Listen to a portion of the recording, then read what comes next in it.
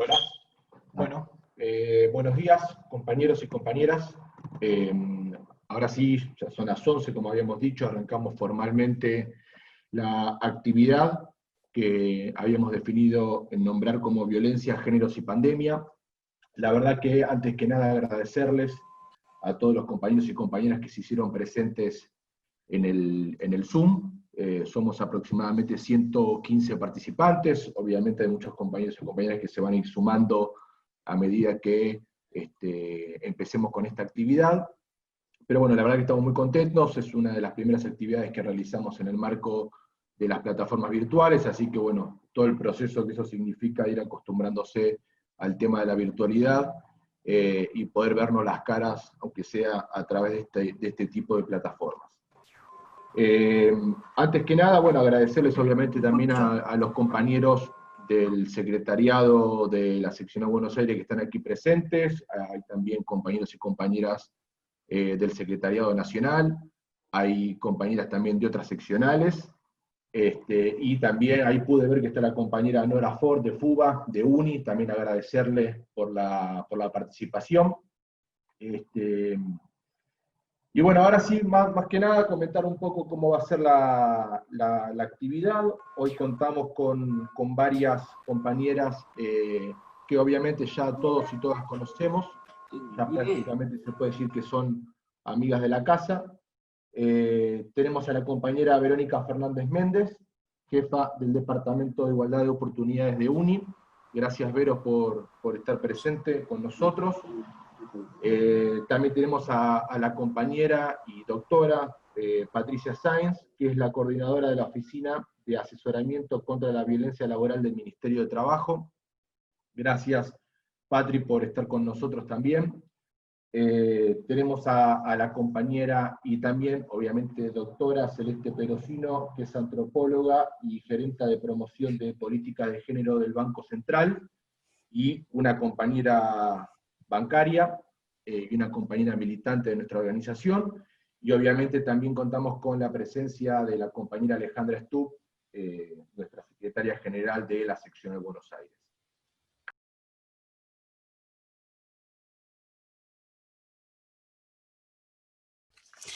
Bueno, quiero comentarles que yo voy a hablar del tema de la Convención 190 o del Convenio 190 y de la Recomendación 206 de la OIT. Es un tema que yo vengo hablando hace mucho porque formamos parte con todo un grupo de federaciones internacionales, sindicales, dentro del diálogo de la OIT, para alcanzar esta convención. Esta convención es particularmente importantísima porque trata de la violencia y el acoso en el lugar del trabajo, incluida la violencia de género y acoso por razón de género. Es la primera ley internacional en hacerlo. Y la recomendación 206 brinda una orientación o es una guía detallada de cómo se debe implementar este convenio. Primero, para los que no saben y las que no saben, quiero decirles que el convenio es un tratado internacional legalmente vinculante. Esto quiere decir que tiene fuerza de ley y es obligatorio una vez que los países miembros de la OIT ratificaron esta convención. Y la recomendación, si bien no es obligatoria, le da todo un encuadre y un marco y una fuerza mucho más preponderante que si fuera solamente el convenio. Tuvimos la suerte que que en junio de 2019 se adoptó este convenio en la OIT, seguida de esta recomendación, con lo cual hemos ganado por partida doble. Acá tengo que destacar quiénes fueron los protagonistas y las protagonistas de este evento increíble. Bueno, Patricia Sáenz, que ahora nos acompaña y que luego va a tomar la palabra, tuvo un rol fundamental en el primer debate que tuvimos tripartito, porque Patricia fue representando al gobierno argentino.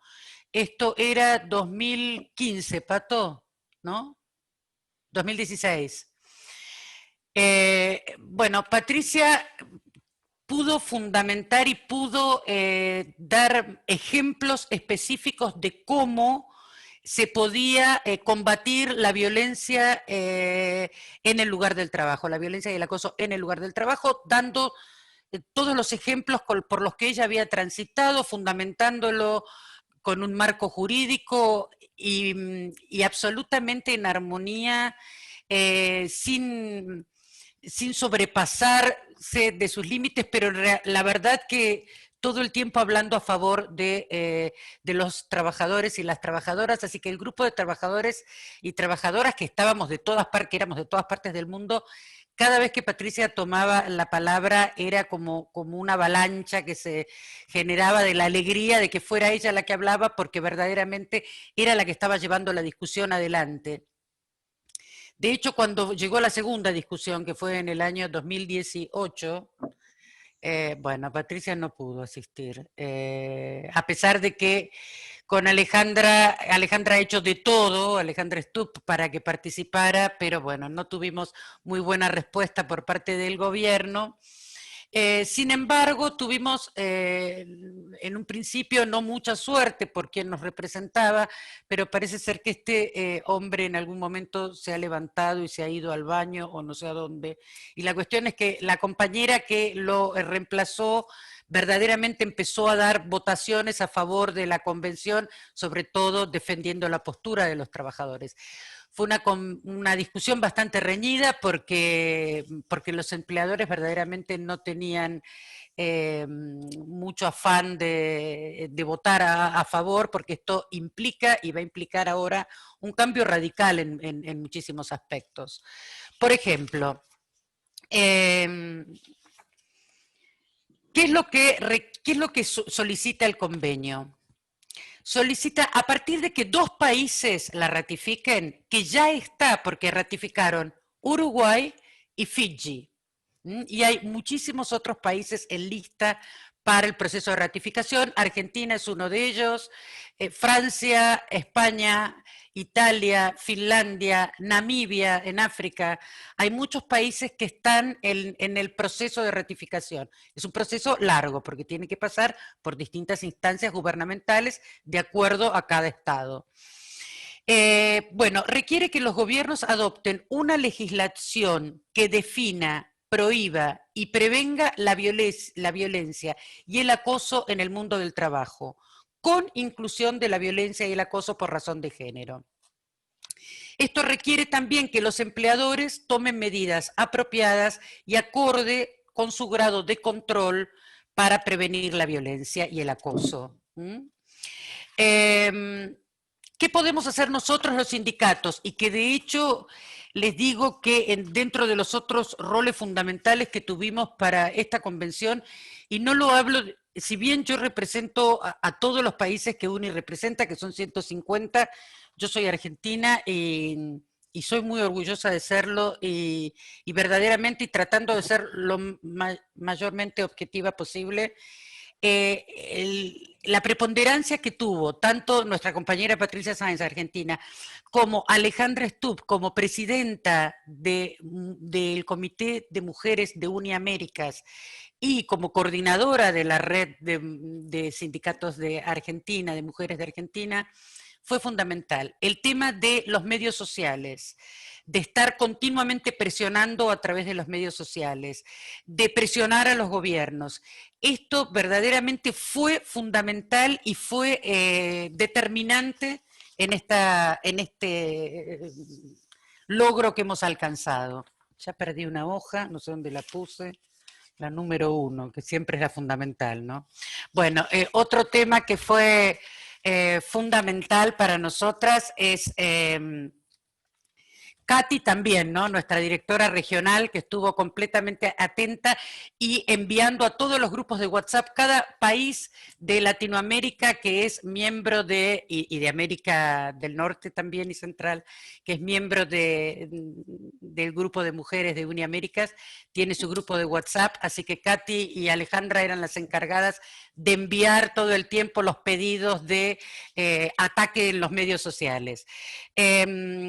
Y bueno, y después estoy totalmente de acuerdo con lo que vas a hacer, Juli, sobre la la base de datos porque es fundamental, porque eso es lo que lleva a la continuidad del trabajo, que no sea solo información, sino que esto nos permita avanzar, porque de hecho, una vez que tengamos esta convención puesta en marcha en nuestro país, va a empezar todo el proceso de negociación en cada una de las organizaciones, ¿no es cierto? Bueno, ¿cuáles son los temas para destacar de este convenio? Por ejemplo, vamos a hablar qué dice de las mujeres embarazadas. Si bien el convenio no habla específicamente del acoso o de la violencia hacia las mujeres embarazadas están reconocidas como dentro de los grupos vulnerables en diversos tratados internacionales y de derechos humanos, por lo que también se incluiría la protección a las mujeres embarazadas, a todos los grupos vulnerables, pero sin haberlo mencionado, podemos incluirlo. Vamos a hablar también del tema que incluye a la violencia doméstica esta convención. ¿Por qué decimos que la violencia nos costó muchísimo poder incorporar la frase de violencia doméstica? Los empleadores de ningún modo querían hacerse cargo de la violencia doméstica, pero somos un ser indivisible, o una trabajador o trabajadora que padece violencia doméstica y que luego va a trabajar, y que además su estado de salud emocional y de salud mental no solo infiere en su propia productividad, sino también influencia en el ánimo y en el estado del grupo de trabajo. Así que cuando habla de las mujeres, de la gente sobre todo que sufre violencia doméstica, dice que los gobiernos deberán tomar medidas apropiadas para reconocer los efectos de la violencia doméstica en la medida que sea razonable y factible mitigar su impacto en el mundo del trabajo. Entonces, ¿cómo podrían ayudar el empleador si una trabajadora, mayormente son las trabajadoras las que sufren violencia doméstica, o un trabajador? El empleador puede establecer licencias para las víctimas de violencia doméstica, modalidades de trabajo flexible y de protección temporal de las víctimas de la violencia doméstica contra el despido, y un sistema de orientación hacia mecanismos públicos de mitigación de la violencia doméstica y sensibilización respecto a la violencia doméstica. Yo creo que en el caso particular de Argentina vamos avanzando muchísimo. Yo no sé si ustedes logran verlo porque están metidos adentro. Yo desde afuera puedo ver un cambio muy grande desde los medios de comunicación, desde los medios sociales. Si bien todavía falta mucho, hay muchísimas cosas que ya se han mejorado. Ya estamos todas y todos muy atentos de luchar o de combatir los estereotipos de género que, por ejemplo, tendían a cosificar a la mujer y a ver a la mujer solamente como un cuerpo, como un objeto sexual. Eso se está combatiendo, se está pudiendo denunciar y delatar en un principio con mucha virulencia, ahora un poco más entendiendo que esto se combate a través de la educación, esto se combate a través del aprendizaje, porque lo tenemos tan incorporado que es muy difícil sacarlo de un día para el otro. Tenemos generaciones y generaciones de muchísima violencia, de violencia oral, de violencia física, de violencia publicitaria, que va a llevar mucho tiempo, pero mientras más nos vayamos capacitando, esto vamos a poder lograrlo y alcanzarlo. ¿Cuáles otras por ejemplo, una de las preguntas que me hicieron, ¿me protege este convenio si sufre una agresión verbal por parte de un colega durante una cena de trabajo? ¿Ustedes qué piensan? Que sí, muy bien, algunos hacen así. Sí, este convenio protege porque dice que aplica o lo que ocurre durante el trabajo, en relación con el trabajo o como resultado del mismo, incluyendo los desplazamientos, viajes, eventos o actividades sociales o de formación, Gracias a esto, Sudáfrica, por ejemplo, está negociando en el sector comercio con las empresas el tema del traslado nocturno, porque a partir del COVID, las trabajadoras de supermercados volvían a sus casas mucho más tarde y durante el viaje nocturno a las casas eran acosadas sexualmente o si no, acosadas moralmente por ser o por poder portar el virus que contagiaba al resto del ómnibus cuando viajaban de regreso a casa. Así que se está negociando ese tema también. ¿Ustedes creen que el convenio protege el ciberacoso? Sí, también protege el ciberacoso. ¿Por qué? Porque todo lo que tenga que ver y que esté en relación con el trabajo. Entonces, hay un montón de temas que no están precisamente especificados en el convenio, pero que se infieren desde el convenio, ¿sí? Hay algo que es muy importante para ustedes. Este convenio cubre también la violencia que implica a terceros. Los gobiernos deben dotar de una legislación que adopte un enfoque inclusivo, integrado y que tenga en cuenta las consideraciones de género para prevenir y eliminar la violencia y el acoso. Este enfoque debe tener en cuenta la violencia y el acoso que implique a terceros, cometidos por terceros o contra terceros. Por ejemplo, si proviene de clientes, compradores, proveedores de servicios, usuarios, pacientes y miembros del público. Así que, bueno, yo voy a dejar un poquito por acá para no excederme. No sé si me pasé del tiempo, Juli. Si me pasé, ya me pasé. ¿Estoy bien? Bueno, muchísimas gracias y si tienen alguna pregunta. Muchas gracias, Vero. La verdad que aclararnos un poco cómo funciona el tema del convenio 190 e inclusive también la recomendación 206 en este momento nos sirve muchísimo. Yo te quería hacer una pregunta puntual. Acá en Argentina, obviamente lo del tema del convenio 190 hasta el día de la fecha tiene media sanción por parte del Senado, ya que el proyecto para su aprobación fue presentado a través de esa Cámara.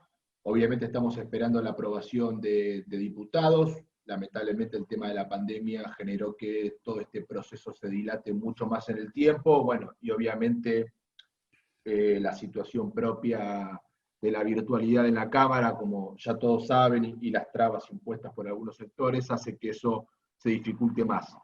El convenio, y como toda resolución de la OIT, plantea que hay tiempo hasta 2 años, si no me equivoco, para que algún país lo vote, y al menos cuando un país lo vota, corregime, Vero, si me equivoco, al menos que alcanza con que un solo país lo vote, ¿no? Para que se pueda empezar a implementar, ¿o cómo funciona eso?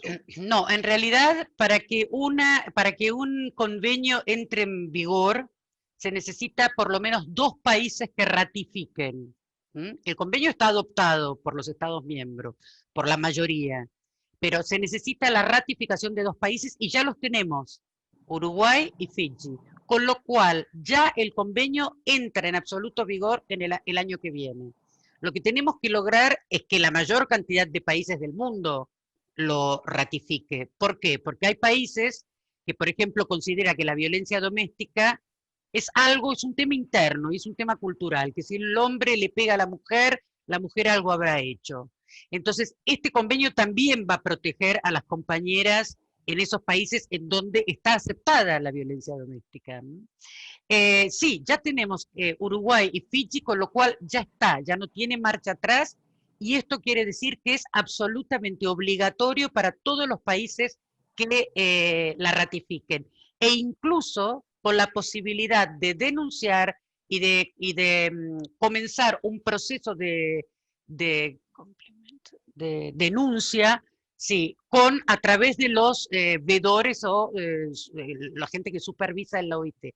Y además la OIT requiere que cada país informe periódicamente cómo se está aplicando y cuál es el procedimiento que se está llevando a cabo. Es decir, que sigue habiendo un control por el compromiso asumido del país que ratifica.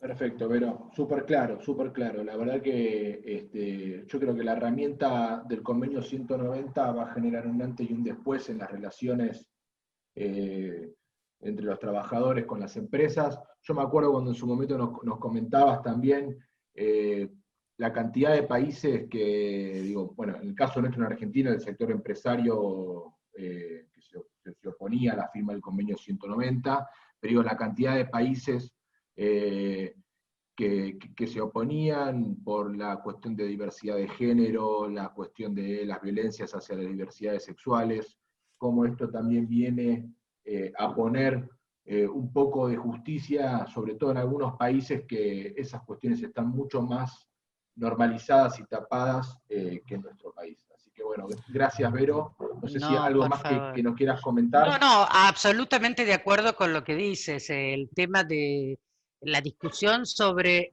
los grupos vulnerables fue muy ardua y muy difícil y estuvimos a punto de perderlo y tuvimos que negociar el sacar de la lista, el enunciar el grupo LGTBI, que verdaderamente fue doloroso, pero era mucho peor perder absolutamente toda la convención. Entonces lo que hicimos, muchas veces el refrán nuestro no aclares que oscurece, es totalmente cierto. Los que escriben, la oficina, la parte de la OIT de los trabajadores que escribe el primer borrador del convenio, en pos de hacer algo muy completo y detallado, detalló y enumeró los grupos vulnerables, que eso nos metió en un problema, porque al poner el LGTBI, todos los países musulmanes, el bloque entero de países musulmanes votó en contra en la primera votación en el 2018. Y bueno, hubo que cortar ahí el diálogo y volver a retomarlo, teniendo que negociar con todos los grupos vulnerables también, que no se nos mencionara a ninguno.